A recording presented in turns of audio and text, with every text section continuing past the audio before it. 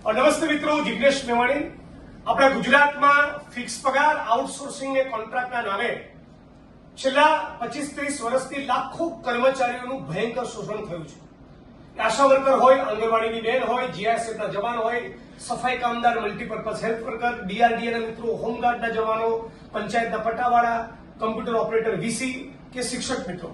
અત્યારે મારી સાથે વાત કરવા બધા શિક્ષક મિત્રો જોડાયેલા છે.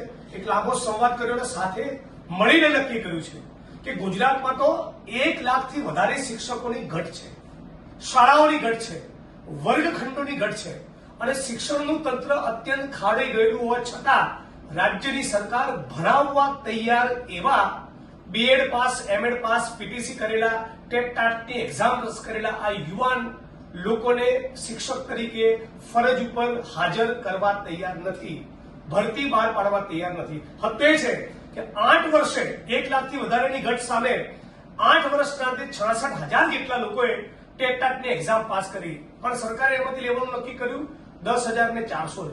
એમાં પણ હજી પ્રક્રિયા પૂરી થઈ નથી. તો તમામ પ્રશ્નોને લઈને 5 સપ્ટેમ્બર શિક્ષક દિવસ નિમિત્તે ચલો ગાંધીનગરનો કોલ આપ્યો છે અને 8 સપ્ટેમ્બરે વિધાનસભાનું સત્ર છે. એ વખતે પણ સમગ્ર ગુજરાતના ટેટ ટાટ પાસ કરનારા યુવાન મિત્રો, તમામ શિક્ષકો, બહેનો, ભાઈઓ ખૂબ મોટી સંખ્યામાં મારી સાથે જોડાઓ. એના માટે વિડીયોના માધ્યમથી અમે બધા સાથે મળીને અપીલ કરીએ છીએ.